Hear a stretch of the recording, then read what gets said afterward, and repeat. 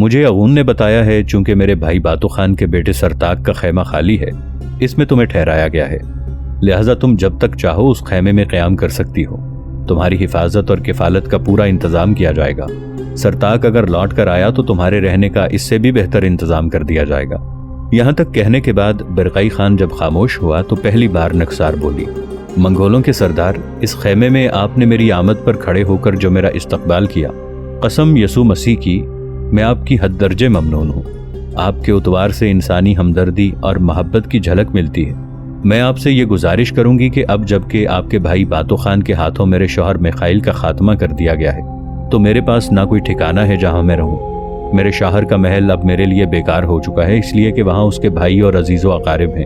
میخائیل سے میری نئی شادی ہوئی تھی، میری کوئی اولاد بھی نہیں ہے، اس لیے اب میں وہاں نہیں رہ سکوں گی۔ کیا ایسا ممکن نہیں کہ میں یہاں قیام کروں اور اپنی پسند کے مطابق منگولوں میں سے کسی صاحب حیثیت شخص سے شادی کر کے اپنی زندگی کے باقی دن خوشگوار طور پر گزار سکوں؟ برقعی خان مسکرایا اور پھر کہنے لگا، اگر تم ایسا چاہتی ہو تو تمہیں ایسا کرنے کی اجازت ہے۔ تم جب تک چاہو یہاں قیام کر سکتی ہو۔ اس قیام کے دوران تم اپنی پسند اور مرضی سے جس کے ساتھ شادی کرنا چاہو گی تو میں اس کا انتظام خود کر دوں گا۔ برقعی خان کے ان الفاظ پر نکسار کے خوبصورت لبوں پر مسکراہٹ نمودار ہوئی۔ وہ مزید کچھ کہنا چاہتی تھی کہ برقعی کا ایک محافظ خیمے میں آیا اور اسے مخاطب کر کے کہنے لگا، خاقان محترم، خیمے سے باہر آپ کا عزیز ترین دوست عمیر بن نصر کھڑا ہے، اس کے ساتھ روسودان کی بیٹی تھمر بھی ہے۔ تھمر اور عمیر دونوں شادی کر چکے ہیں اور آپ دونوں کی خدمت میں حاضر ہونا چاہتے ہیں۔ یہ الفاظ سن کر برقعی خان کسی قدر بھڑک اٹھا اور ناراضی اور ناپسندیدگی کا اظہار کرتے ہوئے کہنے لگا، عمیر بن نصر کو میرے خیمے سے باہر روکنے کی کیا ضرورت تھی؟ کیا اس سے پہلے اسے میرے خیمے سے باہر روکا ہے؟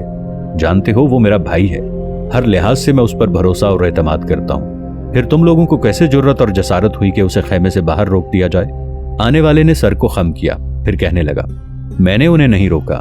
جو ہی وہ اپنے گھوڑے سے اترے اور آپ کے خیمے کے قریب آئے، میں نے انہیں اندر آنے کے لیے کہا، لیکن عمیر بن نصر کہنے لگا، برقعی خان اب چونکہ منگولوں کا خاقان بن چکا ہے لہٰذا مجھے بغیر اجازت اس کے خیمے میں نہیں جانا چاہیے۔ برقعی اپنی جگہ پر اٹھ کھڑا ہوا اور کہنے لگا، اسے کیوں نہیں میرے پاس آنا چاہیے؟ وہ میرا بھائی ہے، ٹھہرو میں خود اسے خیمے میں لے کر آتا ہوں۔ پھر برقعی اپنی جگہ سے اٹھا، خیمے سے باہر نکلا۔ اس کے جانے کے بعد بڑی رازداری میں نکسار نے اغون خان کو مخاطب کیا، یہ عمیر بن نصر کون ہے جس پر برقعی اس قدر اعتماد اور بھروسہ کر رہا ہے اور اس سے اس قدر الفت اور محبت کا اظہار کر رہا ہے؟ اغون خان نے ایک احتیاطی نگاہ خیمے کے دروازے پر ڈالی، پھر کہنے لگا، یہ عمیر بن نصر بنیادی طور پر ایک عرب تاجر ہے۔ یہ کبھی سوداگروں کے قافلے کے ساتھ یہاں آیا کرتا تھا، پہلے ایک سوداگر کا محافظ تھا، پھر ترقی کرتے ہوئے خود سوداگر بن گیا۔ پھر ایسا ہوا کہ کچھ عرصہ قبل یہ ہمارے اس شہر میں داخل ہوا۔ اس وقت 2 قبرصی تیغزن بھی اس شہر میں داخل ہوئے تھے جو اپنی تیغزنی میں اپنا جواب نہیں رکھتے تھے۔ انہی تیغزنوں میں سے ایک کے ساتھ مرنے والے باتوں نے اپنی بیٹی بختائی کو منسوب کر دیا تھا۔ جب یہ سوداگر اس شہر میں داخل ہوا تو باتو خان کی بیٹی بختائی اسے پسند کرنے لگی، لیکن چونکہ باتو خان بختائی کو قبرصی تیغزن سے منسوب کر چکا تھا لہٰذا منگول روایت کے مطابق یہ فیصلہ کیا گیا کہ اس بدو اور قبرصی تیغزن کے درمیان تیغزنی کا مقابلہ ہو اور جو جیتے بختائی اس کے حوالے کر دی جائے۔ آخر مقابلہ ہوا اور اس خونخوار بدو نے بڑی آسانی سے اس قبرصی تیغزن کو ہرا دیا، جس کے جواب میں باتو خان نے اپنی بیٹی بختائی کی شادی اس سے کروا دی۔ یہ آج ہی آیا ہے، یہ اپنا کچھ سامان لینے گرجستان کے مرکزی شہر گیا ہوا تھا۔ شادی کے بعد چند روز یہ اپنی بیوی بختائی کے ساتھ رہا، پھر یہ اپنا سامان لینے گرجستان چلا گیا تو اس کی غیر موجودگی میں کسی نے اس کی بیوی بختائی کو قتل کر دیا۔ باتو بھی میرے خیال میں اپنی بیٹی کے مرنے کے غم میں ہلاک ہو گیا۔ اب یہ گرجستان سے لوٹ آیا ہے اور تمہارے سامنے محافظ نے یہ بھی کہا ہے کہ اس کے ساتھ شہزادی تھمر ہے۔ کہتے ہیں تھمر بڑی حسین لڑکی ہے۔ باتو خان کا بیٹا سرتاق اسے پسند کرتا تھا، لیکن یہ سن کر مجھے انتہائی حیرت ہوئی ہے کہ تھمر اس بدو کی بیوی بن چکی ہے۔ اگر ایسا ہے تو جب سرتاق اپنے بڑے خاقان منگو خان سے اپنے مغربی منگولوں کا خاقان بن کر لوٹے گا تو سب سے پہلے اسی بدو کا سر کاٹے گا، اس لیے کہ سرتاق تھمر کو چاہتا تھا اور شادی کا خواہش مند تھا۔ اس نے تھمر کو اپنے حرم میں داخل کر کے بہت بڑی غلطی اور جرم کا ارتکاب کیا ہے۔ جواب میں نکسار ارغون کی طرف دیکھتے ہوئے طنزیہ سے انداز میں کہنے لگی، اگر اس بدو نے سرتاق کا بھی سر کاٹ دیا تب؟ نکسار کے اس سوال کا اغون خان کے پاس کوئی جواب نہیں تھا، لہٰذا خاموش رہا۔ ادھر برقعی خان جب خیمے سے باہر نکلا تو اس کے خیمے سے باہر عمیر بن نصر اور تھمر دونوں اپنے گھوڑوں کی باگیں پکڑے کھڑے تھے۔ جو ہی عمیر بن نصر نے برقائی کو خیمے سے باہر نکلتے دیکھا تو اس نے اپنے گھوڑے کی باگ چھوڑ دی اور بڑی تیزی سے آگے بڑھا۔ اس دوران برقائی خان نے اپنے بازو پھیلا دیے تھے، پھر دونوں ایک دوسرے سے بغلگیر ہو گئے تھے۔ علیحدہ ہوتے ہوئے برقائی نے عمیر بن نصر کے شانے کا بوسہ لیا، پھر کہنے لگا، میرے بھائی، تم نے میرے ساتھ بڑا ظلم، بڑی زیادتی کی ہے۔ تم خیمے سے باہر کیوں رکے؟ میں بے شک اب منگولوں کا خاقان ہوں، لیکن تمہارا بھائی تو ہوں، اور پھر تم نے میری بہن تھمر کو باہر ہی روک دیا ہے۔ میں تمہیں پہلی مبارکباد یہ دیتا ہوں کہ تم بحفاظت گرجستان سے لوٹ آئے ہو۔ دوسری مبارکباد تمہیں تھمر سے شادی پر دیتا ہوں۔ آؤ خیمے میں بیٹھ کر باتیں کرتے ہیں۔ برقائی خان کا ایک محافظ ان دونوں کے گھوڑوں کو ایک طرف لے گیا۔ عمیر بن نصر اور تھمر نے دونوں گھوڑوں کے ساتھ بندھی ہوئی خرجینیں اتار لی تھیں، پھر وہ برقائی خان کے خیمے میں داخل ہوئے۔ ناظرین، آگے بڑھنے سے پہلے کامنٹ سیکشن میں ہمیں اپنی آراء سے ضرور آگاہ کیجیے گا کہ آپ کو ہماری یہ سیریز کیسی لگ رہی ہے۔ آئندہ آنے والی اقساط سے باخبر رہنے کے لیے ہمارے چینل کو سبسکرائب کر لیں اور ساتھ موجود بیل آئیکن کو ضرور کلک کر لیں۔ شکریہ۔ خیمے میں داخل ہونے کے بعد برقائی خان نے ان کا تعارف اغون خان اور نکسار سے کروایا۔ تعارف ہونے کے بعد نکسار اپنی جگہ سے اٹھی، بڑے پرتپاک انداز میں تھمر سے ملی اور اسے اپنے پاس ہی بیٹھنے کو کہا۔ تھمر نکسار کے قریب ہی بیٹھ گئی، جبکہ عمیر بن نصر برقائی کے قریب ہو کر بیٹھ گیا۔ اس موقع پر اغون خان اپنی جگہ سے اٹھا اور برقائی خان کی طرف دیکھتے ہوئے کہنے لگا، خاقان محترم، میں صرف نکسار ہی سے آپ کا تعارف کروانے آیا تھا۔ میں سمجھتا ہوں اب میرا کام ختم ہوا۔ برقائی خان نے اسے جانے کی اجازت دے دی۔ اپنی جگہ سے اٹھتے ہوئے اغون خان نے نکسار کی طرف دیکھا اور کہنے لگا، آؤ نکسار، چلیں۔ دراصل اغون خان کو خطرہ ہو گیا تھا کہ اس کی غیر موجودگی میں کہیں نکسار کے خیمے کے اندر رہنے سے سارا بھید نہ کھل جائے، اس بنا پر وہ نکسار کو ساتھ لے کر جانا چاہتا تھا۔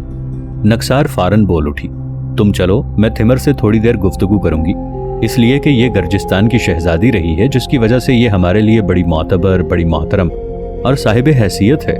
نکسار کا جواب سن کر اغون نے ناپسندیدگی کا اظہار کیا، تاہم کچھ کہہ نہ سکا، خیمے سے نکل گیا۔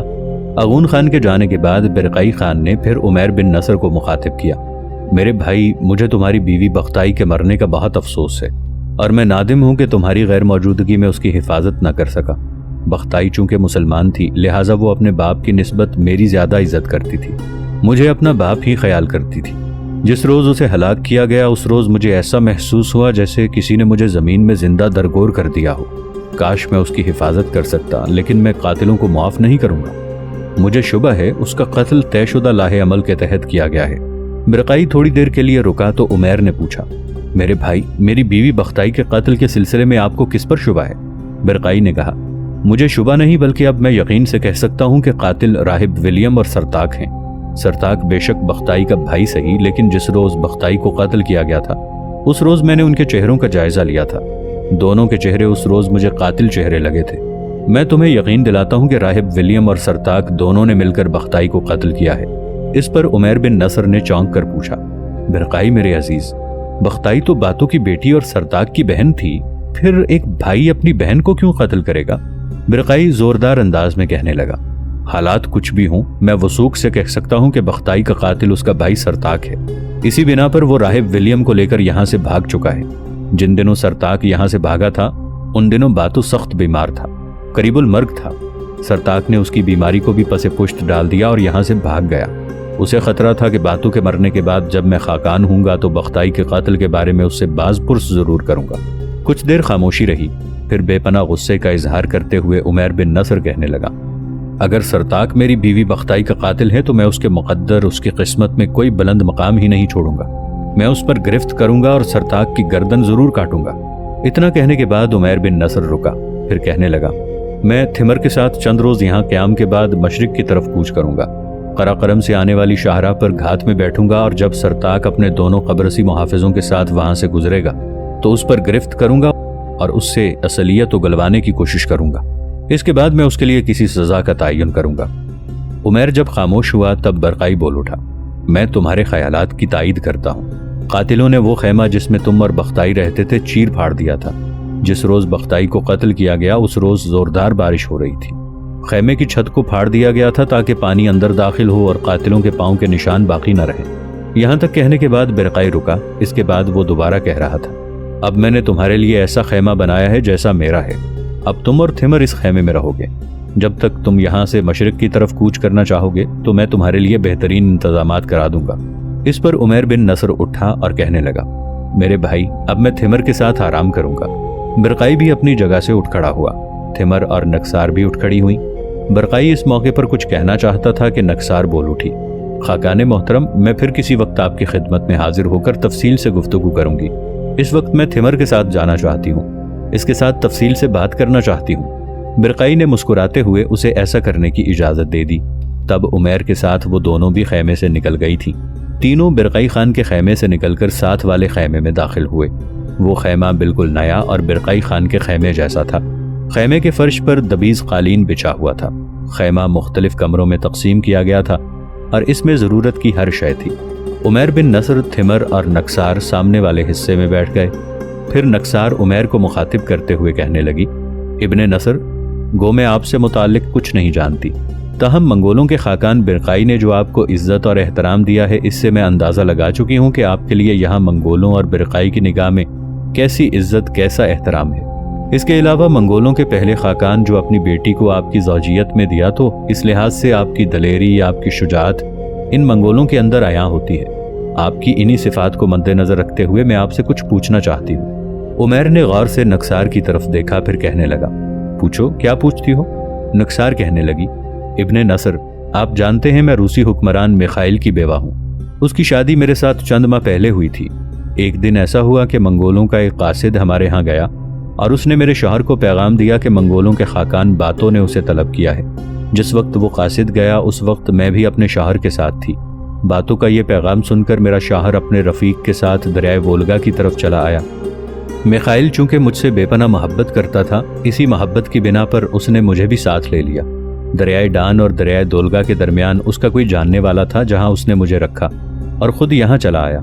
यहाँ उसके साथ क्या बीती मुझे कुछ खबर नहीं। कुछ ही अरसा पहले कुछ कासिद इस सरदार के पास गए जहाँ मैंने क़याम कर रखा था। जिन दिनों वो कासिद वहाँ पहुँचे उन दिनों वो सरदार और उसके अहले खाना शिमाली इलाकों की तरफ शिकार खेलने के लिए गए हुए थे। मैं भी उनके साथ ही थी, लिहाजा उन कासिदों को कुछ अरसा वहाँ क़याम करना पड़ा। जब हम शिकार से लौटे तो उन कासिदों ने इत्तला दी कि मेरे शौहर मिखाइल और उसके साथी को बातो खान के भाई बरकाई ने कत्ल कर दिया है। मैं इन इलाकों में उन कासिदों के साथ आई और आज ही तुम्हारी आमद से पहले मंगोल सरदान अगून ने मुझे बरकाई के सामने पेश किया। इससे पहले मैं नहीं जानती थी कि बरकाई खान कैसा शख्स है, किस किरदार का मालिक है, उसके उतवार कैसे हैं। लेकिन मैं जब उसके खैमे में दाखिल हुई तो उसने खड़े होकर मेरा एहतराम किया, मेरा इस्तकबाल किया और फिर उसने मेरे साथ जिस अंदाज और जिस लहजे में गुफ्तगू की, उससे मैंने अंदाज़ा लगाया कि वो शख्स किसी को नाहक कत्ल नहीं कर सकता। यहाँ तक कहने के बाद नक्सार रुकी। उसके बाद दोबारा बोल उठी, इब्ने नसर, मैं आपसे पूछती हूँ, क्या आप जानते हैं मेरे शौहर को किसने कत्ल किया? इब्ने नसर ने गौर से नक्सार की तरफ देखा, फिर पूछा, जो कुछ मैं कहूँ क्या तुम उस पर एतमाद या भरोसा कर लोगी? नक्सार कहने लगी, बिल्कुल, मैं आप पर एतमाद और भरोसा करूंगी और मुझे उम्मीद है कि आप जैसा दलेर और सहराओं में तनदही की जिंदगी बसर करने वाला शख्स झूठ नहीं बोलेगा। ऐसे में इब्ने नसर बोल उठा, अगर तुम हकीकत सुनना चाहती हो तो वो ये है कि तुम्हारे शौहर मिखाइल को बातो खान ने कत्ल करवा दिया था। मैं उन दिनों यहाँ मौजूद था। दरअसल मंगोलों के यहाँ कदीम रिवायत है कि जब किसी को उनके खाकान के सामने पेश किया जाता है तो उसे आग के पास से गुजारा जाता है ताकि उसके साथ कोई बला है तो रफा दफा हो जाए। इसके अलावा ऐसे लोगों को जो खाकान से मिलना चाहते हैं सजदे के अंदाज में झुकने पर मजबूर किया जाता है। तुम्हारे शौहर मिखाइल ने चूंकि ऐसा करने से इनकार कर दिया था, लिहाजा बातों ने उसका खात्मा कर दिया। पर यह तो बताओ, जो कासिद तुम्हारी तरफ गए थे उन्होंने तुम्हें क्या बताया और वो तुम्हें यहाँ क्यों लेकर आए? क्या यहाँ आते हुए तुमने खतरा महसूस न किया कि जिस खाकान ने तुम्हारे शौहर को हलाक कर दिया वो तुम्हारा भी खात्मा कर सकता है?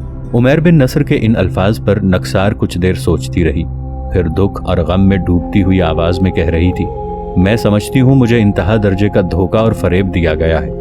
जिन दिनों मैंने दरियाए वोल्गा और दरियाए डान के दरमियान क़याम किया रखा, उन दिनों यहाँ से 2 कासिद गए। वो दोनों कासिद मंगोलों के मरने वाले खाकान बातों के बेटे सरताक की तरफ से भेजे गए थे। उन्होंने मुझे ये पैगाम दिया था कि मेरे शौहर को बरकाई खान ने कत्ल किया है और मुझे ये भी कहा गया कि अगर मैं अपने शौहर का इंतकाम लेना चाहती हूँ तो मंगोलों के शहर सराय बातों में पहुँच जाऊँ। इस सिलसिले में सरताक मेरी पूरी मदद करेगा। उन कासिदों ने मुझसे ये भी कहा था कि सरताक के साथ एक यूरोपी राहिब विलियम भी है, वो इस सिलसिले में मेरी मदद के लिए आमादा है। مجھے یہ بھی بتایا گیا تھا کہ میں اپنے حسن اور جوانی کو استعمال کرتے ہوئے برقائی خان کے ساتھ راہ و رسم استوار کروں اور موقع جان کر اسے قتل کر دوں۔ اس وقت مجھے اپنے شوہر میخائیل کے مرنے کا بڑا دکھ اور غم تھا، لہٰذا میں برقائی سے انتقام لینے کے لیے آمادہ ہو گئی اور قاصدوں کے ساتھ یہاں آ گئی۔ یہاں پہنچی تو پتہ چلا کہ سرتاق اور راہب ولیم یہاں سے مشرق کی طرف روانہ ہو چکے ہیں، تاہم منگولوں کے سردار اغون خان نے میرا پرتپاک استقبال کیا اور مجھے سرتاق ہی کے خیمے میں ٹھہرایا۔ پھر اس نے مجھ پر انکشاف کیا کہ چونکہ میرے شوہر کو برقائی نے قتل کر دیا ہے، لہٰذا اب میں اپنی خوبصورتی کو استعمال کرتے ہوئے برقائی سے تعلقات پیدا کروں۔ اغون خان نے کہا تھا کہ وہ ایک بار برقائی سے اس کی ملاقات کرا دے گا، اس کے بعد میں اس کے پاس آتی جاتی رہوں، اس کا اعتماد حاصل کرنے کی کوشش کروں اور موقع جان کر اسے ہلاک کر دوں۔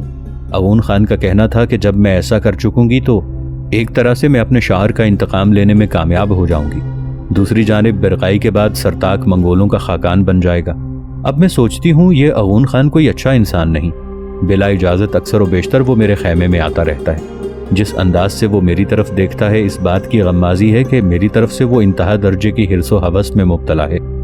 آج بھی جب وہ مجھے برقائی کے پاس لے کر گیا تھا تو میں نے دل میں یہ ٹھان رکھی تھی کہ برقائی بڑا مغرور، بڑا سنگ دل ہوگا، لیکن جب میں اس سے ملی تو جو میں نے وسوسے اس کے متعلق دل میں پال رکھے تھے وہ یکسر ختم ہو کر رہ گئے، اس لیے کہ میں نے برقائی کو انتہا درجے کا مہذب اور انتہا درجے کا ہمدرد اور نرم دل پایا ہے۔ جس وقت میں اس سے ملی اس وقت میرے دل میں یہ خیال تھا کہ ایسا شخص ناحق کسی کو قتل نہیں کر سکتا۔ ابن نصر، اب جب کہ مجھ پر حقیقت واضح ہو گئی ہے تو میں سمجھتی ہوں یہ اغون خان سرتاق کا آدمی ہے اور یہ سب مل کر برقائی کے قتل کے در پہ ہیں۔ اس انکشاف پر کچھ دیر کے لیے ابن نصر گہری سوچوں میں کھویا رہا، پھر وہ اٹھ کھڑا ہوا، کہنے لگا، نکسار، تو میرے ساتھ آ، تو نے مجھ پر جو انکشاف کیا ہے میں سمجھتا ہوں برقائی خان کی زندگی خطرے میں ہے، میں اسے اپنا بھائی خیال کرتا ہوں، لہٰذا ہر صورت میں اس کا دفاع کرنا چاہوں۔ نکسار فوراً اپنی جگہ سے اٹھ کھڑی ہوئی، کہنے لگی، میں آپ کے ساتھ جانے کے لیے تیار ہوں۔ تھمر بھی کھڑی ہو گئی اور کہنے لگی، میں بھی آپ کے ساتھ جاؤں گی۔ اس طرح دونوں اٹھ کر عمیر بن نصر کے ساتھ ہو لی تھیں۔ جب وہ برقائی کے خیمے کے پاس آئے تو خیمے کے محافظ نے عمیر پر انکشاف کیا کہ برقائی اس وقت اپنے اہل خانہ کے پاس ہے۔ عمیر بن نصر، نکسار اور تھمر خیمے کے پہلے حصے میں بیٹھ گئے اور محافظ کو اس نے برقائی کو بلانے کے لیے کہہ دیا۔ تھوڑی دیر بعد برقائی اس حصے میں داخل ہوا، کچھ فکر مند سا تھا۔ عمیر بن نصر کے قریب آ کر اس نے بڑی پریشانی میں پوچھا، میرے بھائی خیریت تو ہے؟ اس پر عمیر کہنے لگا، برقائی میرے عزیز بیٹھو، میں تم سے انتہائی اہم موضوع پر گفتگو کرنا چاہتا ہوں۔ برقائی بیٹھ گیا اور جو کچھ نکسار نے کہا تھا وہ تفصیل کے ساتھ عمیر نے برقائی کو کہہ دیا۔ یہ سن کر برقائی کا چہرہ غصے اور غضب میں آگ کے شعلوں کی مانند ہو گیا تھا۔ تھوڑی دیر تک وہ گہری سوچوں میں کھویا رہا، پھر اپنے محافظ کو طلب کیا۔ جب وہ آیا تو تحکمانہ انداز میں برقائی اسے مخاطب کر کے کہنے لگا، اپنے چند ساتھیوں کو لے جاؤ اور اغون خان کو اس کے خیمے میں نظر بند کر دو، جو بھی اس کے ملنے والے رشتہ دار اور لواحقین ہیں ان پر کڑی نگاہ رکھو، یہ لوگ سرائے باتوں میں بہت بڑی بغاوت اور فتنہ برپا کرنے کے درپے ہیں۔ برقائی کے ان الفاظ پر اس کے محافظ کا رنگ بھی غصے میں سرخ ہو گیا اور وہ بے پناہ غضبناکی کا اظہار کرتے ہوئے خیمے سے باہر نکل گیا تھا۔ اس کے جانے کے بعد برقائی خان نے عمیر بن نصر کی طرف دیکھتے ہوئے کہنا شروع کیا، میرے بھائی، میں تیرا شکر گزار ہوں کہ تو نے مجھے بروقت اس سازش کی اطلاع دے دی۔ میخائیل کی بیوی نکسار، میں تیرا بھی ممنون ہوں کہ تو نے عمیر بن نصر پر بھروسہ کیا اور سارے واقعات کا اس پر انکشاف کر دیا۔ یہاں تک کہنے کے بعد برقائی رکا۔ اس کے بعد وہ کہہ رہا تھا، نکسار، میں مسلمان ہوں اور جس طرح باتوں نے تیرے شوہر کو قتل کروا دیا تھا وہ مسلمانوں کے شایع نشان نہیں ہے۔ ہم مسلمان انسانیت کا احترام کرنے والے ہیں، اس کے علاوہ نہ کسی کے آگے جھکتے ہیں اور نہ کسی کو جھکنے کے لیے کہتے ہیں، لہٰذا میں کیوں تمہارے شوہر میخائیل کا خون کرتا؟ برقائی کی اس گفتگو کے جواب میں نکسار کچھ کہنا چاہتی تھی کہ اس سے پہلے عمیر بول پڑا، اب مجھ پر واضح ہو گیا ہے کہ سرتاق اس سردار اغون کے ساتھ مل کر ایک بہت بڑی سازش تیار کر رہا تھا۔ اب مجھے یقین ہو گیا ہے کہ سرتاق نے بختائی کو قتل کیا ہے، لہٰذا اب میں اس سے انتقام ضرور لوں گا۔ خداوند قدوس نے مجھے ہمت دی تو میں اس سرتاق کا سر کاٹوں گا، اور سر کاٹنے سے پہلے اس سے تسلیم کراؤں گا کہ واقعی بختائی کا قتل اس نے کروایا تھا۔ میرے بھائی، میں صرف آج کا دن یہاں قیام کروں گا، کل میں مشرق کی طرف روانہ ہوں گا۔ میری بیوی ساتھ جائے گی، اس لیے کہ یہ فنون سپاہ گری کا تجربہ رکھتی ہے اور میری اس مہم میں میری بہترین معاون اور مددگار ثابت ہو سکتی ہے۔ میں راستے میں کسی مناسب جگہ سرتاق اور اس کے دونوں قبرصی محافظوں کو روکوں گا اور ان سے وہ سلوک کروں گا جو انہوں نے بختائی کے ساتھ کیا۔ عمیر بن نصر کے خاموش ہونے پر برقعی خان بول پڑا، یہ جو اغون خان کو نظر بند کیا گیا ہے تو وہ یہ جان جائے گا کہ نکسار نے مجھ پر حقیقت واضح کر دی ہے، اس لیے اغون خان کے چاہنے والے بختائی کی طرف نکسار کو بھی ٹھکانے لگانے کی کوشش کریں گے۔